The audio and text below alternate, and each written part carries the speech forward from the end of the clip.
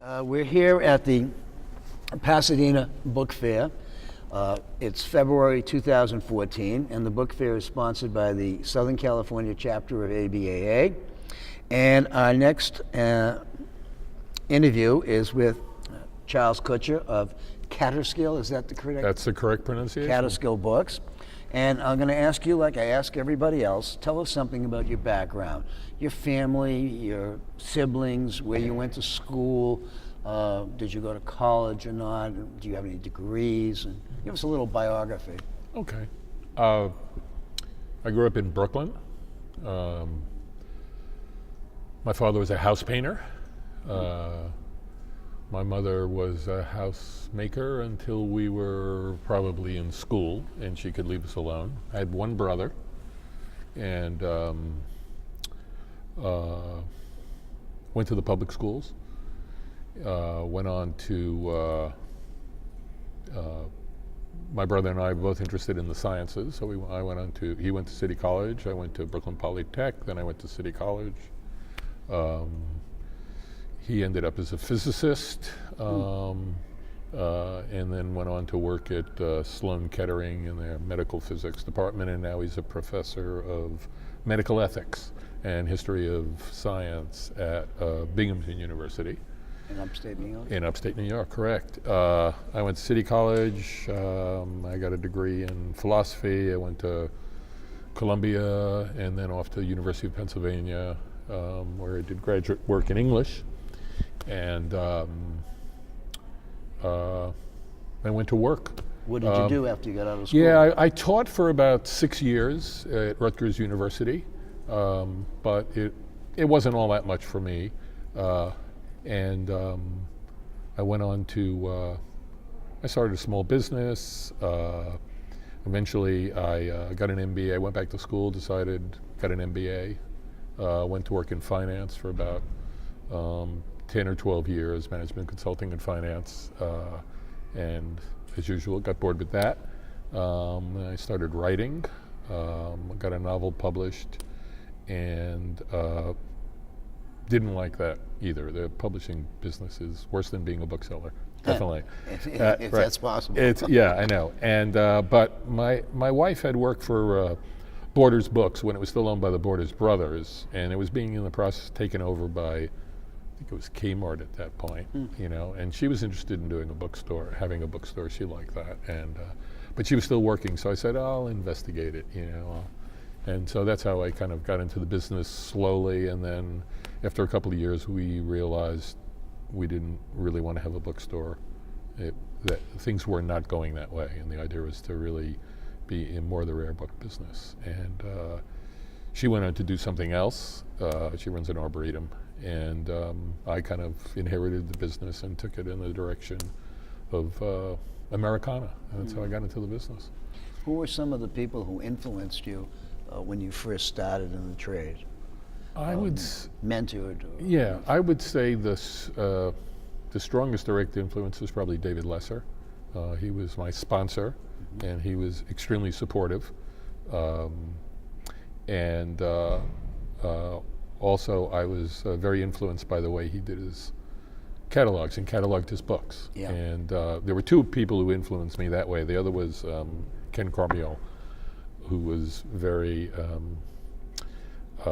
exacting in his descriptions, as I found them. Yeah. And so I try to match that part, but David you'd always get a feel that he really knew the item. He wasn't just cataloging it, No, and he had a feel for how he was selling it. Absolutely. So, and he'd delve into it. So, you know, I found myself plowing through the material I was trying to sell to see what was the cogent selling point, not just the listing of it. So that was those are probably the two strongest people I actually knew. I mean, I did a lot of reading of all the book catalogs, and, you know, when I was a kid, growing up in New York, I still was at the very tail end of the Fourth Avenue phenomenon. So I remember I've just read that book recently about them, and I remember going down in there, and there were guys that looked like I look now, you know, who would chase you around, worse, right? And they'd sit behind there, they'd chase you away, and there'd be the things in the basement. You know, the Strand was just a little nothing then. Did you ever go into Dauber and Pine?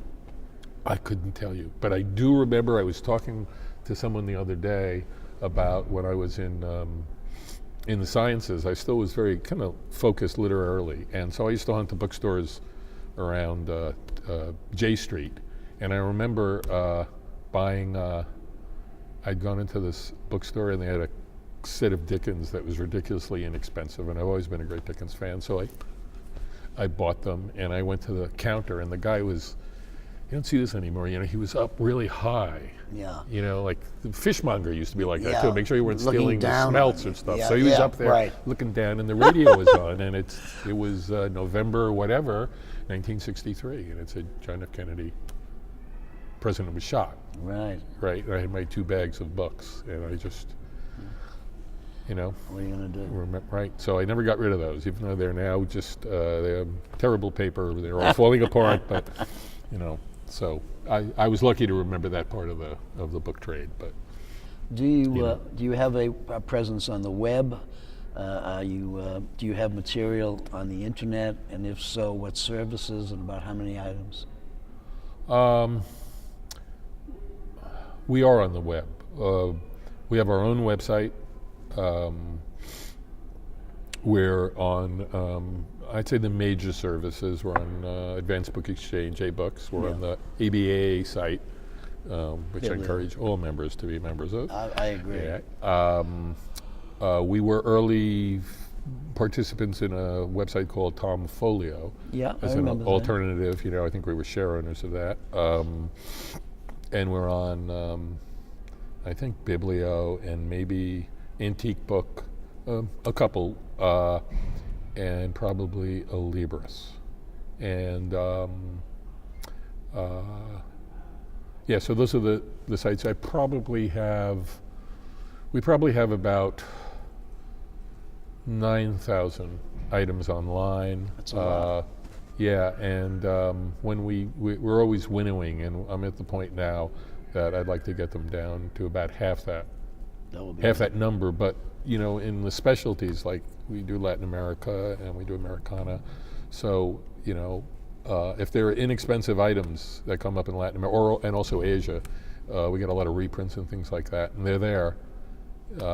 So we leave them on, but we try to get rid of everything else. It's not a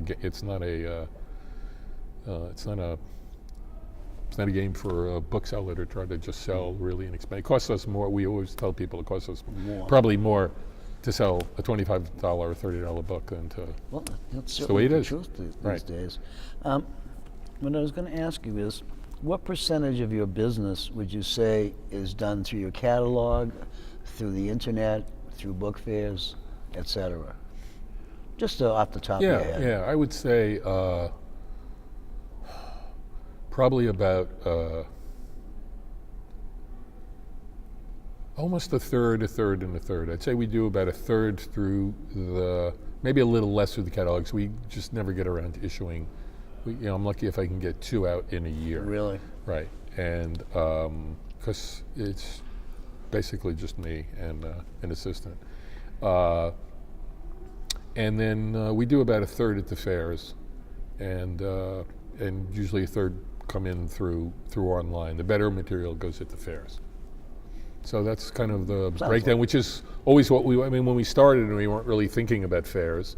That's not why I wanted to be in the ABA. I didn't even really consider the fairs. It wasn't an issue for you at the outset. Right, no, the issue for me was the organization and the credibility. I mean, my international sales jumped about 20% after I joined the ABA. Absolutely. People were now comfortable who weren't comfortable before in buying. So I like that balance, but it's still becoming an internet-driven business, which is not always great. Yeah, but it is. I can sell to what it people is. in Japan that I never would have Or sold Hong to before. Kong, And India, buy. God, you don't know where. You could never find these pieces in these places without some kind of an internet situation. Right. Where would I have a bookshop in the Catskill Mountains and sell Portuguese books? It would just didn't happen. I mean, nowadays you can have whatever you want. You can do it in your pajamas. Comes close. Close, yeah. I know when I get back from the gym, I usually cool down for about 15, 20 minutes, and I'm on the internet looking to see what's going on before I go upstairs. It's just the way I am. there's a lot that's gone on in the internet, and did you find your transition from being a regular guy to an internet guy, was there any trouble? Did you have problems becoming an internet bookseller or a computer bookseller? No, because actually we pretty much started in at that way. point, We started in just testing. In fact, when 1998, I think eBay had just started, and if I look back at my old list now, it says get on eBay. And after all these years, I still have yet to list on eBay. Every year it says list on eBay, and now people have passed it. Which is great because it's kind of gone past. Yeah. But we were on the the early. We weren't on what was called Interlock, I guess. Yeah, that was which the is earliest. pre-Libris. But we were on. It's not Bibliopolis. It used to be guys out of the Berkshires. Used to be Bookfinder. Bibliofind. Something like that. Yeah, something like that. Yeah, where memory's going. But Well, yeah. yeah, and I like that. That was a nice site because it kept you in contact. I mean, and Amazon used to order from you by actually calling you up and ordering the book. Right. Yeah, we started. So we started then, and I like the. I mean, both my wife and I like the idea of having the shop, and it was. In some sense, we were lucky in that we were moving from the Boston area up into the Catskills, and we found this house, and it was just absolutely fabulous. And one of the requirements of finding a house, we told you, we have to be in an area where you can have a business. We thought we'd have attached to the house or near the house or something like that. And so they just assured us, yes, everything was fine. And then we were going on, I forget, we were leaving on a 2-week vacation somewhere, and our lawyer called us up and said, you can't. You're in this is a rural area if you buy this house. And I said, well, we love the house, so I want to buy it. And he said, I won't sign it for you. I'll give you 24 hours. I want you to think about it 24 hours before you. And then we did it, and we realized it was the right thing to do. And we lucked out on that and not taking on the expense of doing this in an area and being tied to a store, and then eventually we would have had to close it like almost everybody else. Same thing with scholarly books. At first I thought, moved to an area I understood a little bit more about, which was scholarly books, but you started seeing them remained everywhere all of a sudden, And now they're Right. reprinted, or Right. they're on some kind of a Right. on-demand situation. Yes. And the scholarly books used to be a great Right. seller. Yeah, and they used to be, when we lived in Newton, well, outside of Newton, there used to be a place called the New England Mobile Book Fair. Right. Loved that store. It Yeah. was like about a mile from our house, and he would cut you a very good deal on these things. Right. But the handwriting was on the wall very early on that when I decided to move upscale. Yeah.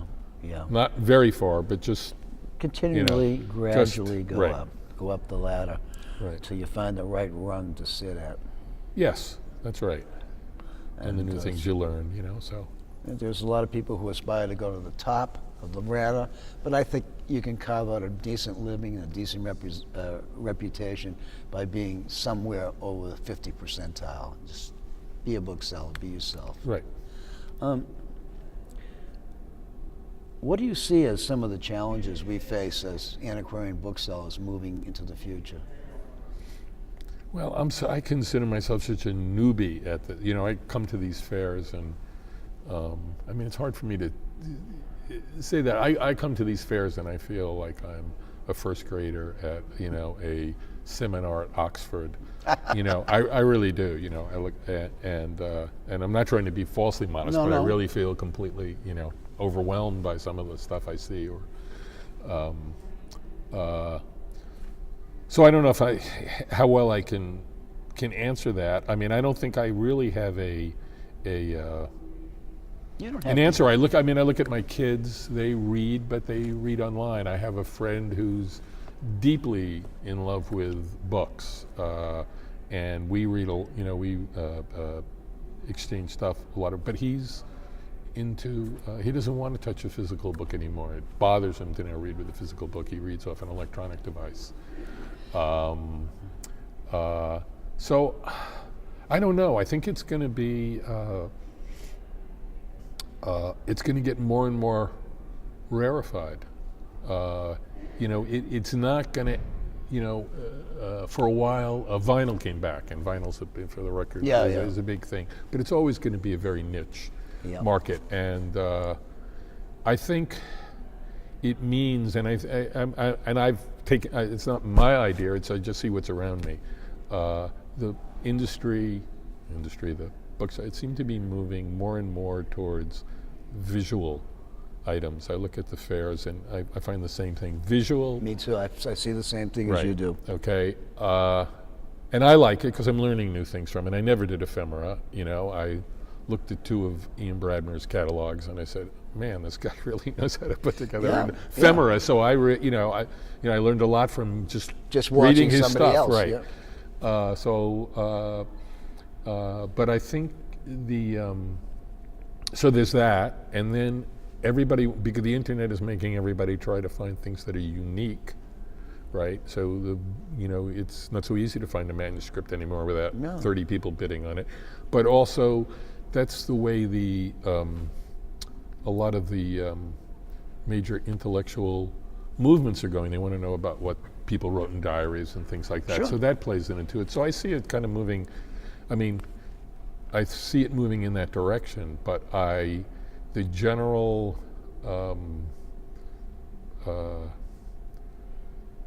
information if it's just non-visual information carried in a book, that's going to be harder and harder. And so I think it's going to be harder for booksellers. I'm very interested now to actually see people who look like my kids running around, or younger. Yeah. No, I think running around and making are in the ABA already, or very close to being in the ABA. Now granted, for when we say people who are 40 or young, we have a sort of a different viewpoint, but there are people younger than that, and I think it's great. There's some booksellers in their late 20s. Yes, and that bodes well for the association, yes, I think. Right, and that's a big, important point. So, but it's not, everyone says it, and so maybe I just picked that up from them. But I think it's going to be more difficult to compete, just because the internet, people out there trying to move everything to the lowest common denominator. So, in the day and age when there were open bookshops, you could go and buy stuff. Nowadays, those open bookshops are closed. The people have retired or died. And you have to look at different kinds of bookstores that are open rather than the old kind that used to be. There's up in Oregon, there's a new member who deals just in rock and roll memorabilia. That's great. A Beatles album, a broadside from the King's concert, stuff like that, which is very campy right now. My question is, in 10 years, is anybody going to care? Well, that's, I look at, I was talking with David Weitzel, and he's wonderful bibliography he did, and it's really the first major thing I guess they've done since Ball. That's right. But I look at that, and I can read off the authors in there to my kids, and they'll say, who? They know Mark Twain, but even I say, who? Right? I mean, I've got books from some of these authors that I bought early on, right? Nobody wants them anymore. I mean, they've passed away. So I don't know. I mean, you're right. It might fall out of favor, and so that dealer will go by the wayside. Yeah. Or else he'll be into hip hop memorabilia or something like that. Or just movie cards. In the movie theaters, they have these movie cards. Yes. And there's all kinds of stuff that's ephemeral. The only thing that I think in terms of is, will there be a market for this material 10 years from now? Or is this just one of those fads? Well, some of it will fade away. But I think some of the, those things maybe the prices will shift a little bit, but some of those things are very strong cultural artifacts, and have provided and so represent the consciousness of that era. I don't think those things will I don't think those things will go away. I mean, I think they'll be important, but we are moving further and further away from the word. You know, we go for we had the word. Now we have things on paper. Right. I start trying to say I deal with things on paper. Right. Right. And What do you got on paper? right. But hey, everybody has to find their niche, and there certainly are a lot of niches in this trade for people to get involved in. Yeah, and I think it's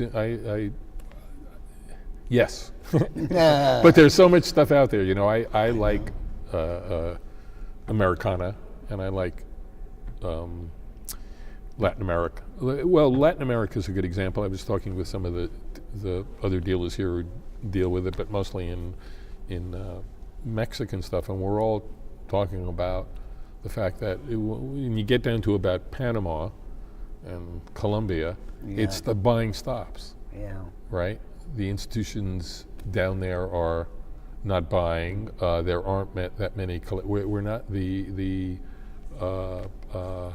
major ABAA, the major dealer in Latin American stuff doesn't come to the shows anymore. They have a problem in Argentina, I guess, with getting their materials out. Yeah, and back in. And back in, right. But, you know, there isn't, I don't see a big, that's one thing. I mean, for example, and I'm not an expert at all on Asian stuff or Asian American stuff, but it's very hard to get your hands on Chinese American stuff from California. I mean, the bidding is very, very It's fierce. a hot topic. It's a hot topic, and the bidding is fierce there. But I rarely see people at our fairs buying that material. The Asians who have come by are usually buying Chinese stuff or Japanese. I don't see that many Asians coming by the fair out here. In fact, the first fair I ever did out here, I just loaded up on everything I had that was Latin America. I didn't think Mexico, I just thought Latin America. And if Howard Carno hadn't brought a couple of people by my booth. Howard was good about that. Howard was great. He that I should have mentioned him as an influence because he was a wonderful called me man. up about one of my catalogs and just went on, and I felt I was just, he couldn't see me blushing at the other end of the phone because he's the dealer, right? Yeah. And but you know, I don't see that at the fairs. Maybe I'm missing something. I mean, New York, we get some people fly up from South America, Latin America, but so that's you know an area, I guess, that will come around at some point. Well, you know, anything's possible when you think in terms of that. One of the things that always has bothered me is that there are not enough women in the book trade. And if My wife mentions this all the time. When I she did a looks at it. survey on my ABAA 2 or 3 years ago, and I found out that 12% of the membership at that point was female. When was this? Maybe 3 or 4 years ago. Okay. I don't know what it is now, but I was appalled to see that there were that few women who were ABAA members. Well, let me ask you another question. How many members do we have who are members of color? I think there's just, well, there used to be 2, now there's just, well, there was a guy up in New Hampshire who dealt in little magazines, but I think he got out of the business. Right. And then there was the fellow in Gaithersburg who dealt in psychology and philosophy. Right. Other than that, I can't think of any African Americans who are in the book trade. Never mind in the ABAA, but in the book trade in general. I knew somebody in the Boston area who did cookbooks. Yeah? Yeah. But this is a long time ago. Yeah. Right. So that's all, you know, I mean, it is still so my wife says, old white guys. Yeah, well, there's a lot of old well, white there guys. were some young white guys, but they're you know. mostly old white guys. Right, they're mostly old guys. Mostly right. old white guys. Yeah. So it's you know, I mean, partly it's cultural and but I mean, you know, there are people out there who really are good book people, but a lot of them feel like they're not good enough to be in the association. Oh, I don't know enough. I haven't been in the trade long enough. I see so and so. I don't feel confident. And I wish there was some way we could pump some confidence into some of these people who are going to be good members if they would only apply. Yes, I think before I met David, I think the year before that, or 2 years before that, Ken Lopez was president. Yes. And there was a fight going on about eBay. Yeah. That he was, I think, leading the charge on.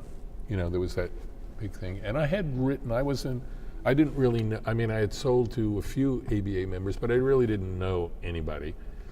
I looked at, let me rethink this. They're not applauding you. I know they're not applauding me. They got me off there, right? And so I remember thinking, I'd like to be, maybe I'd like to be a member of the ABA. It's a good organization, but I don't know anybody. And so I'd written a letter to Ken Lopez. Yeah. I'd written a letter, saying you extol all the virtues of the ABAA. Well, how the hell do I get in, right? But I just lucked out because, I just did a big Americana thing, and David just happened to see it, and he came up, and so we got to talking. He said, "You should. Yeah. Have you really thought of doing this?" And I said, "No, I haven't." And I try to do that to anybody I meet. I think I'm not always sure our marketing is marketing publicity is right in terms. I know that the IOBA. The International Organization. Online booksellers, Yeah. right? And I know some members are active in there and want to use that as feeding, but I'm not. I don't think we extol the benefits of being a member of the organization to enough in the right ways to everybody. And again, I haven't been at it long enough, and I haven't been in the organization long enough to know that this is, what's true about this or not. But I know I used to hear the arguments that the main reason for being a member of the ABA was that you got to go to the fairs. You got to exhibit at the fairs. You could go. Right. That's right. Anyone could go. Any schmuck can put up a money. That's right. But you got to exhibit at the fairs, right? But I think for a lot of the booksellers out there, that may not be the selling point. No. In a crowded field where maybe they want to be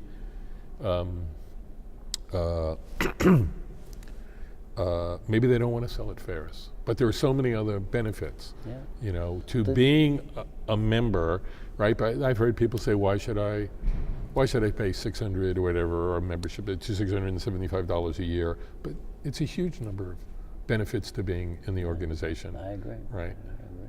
So, and I think it would be nice to have more people, more vibrant.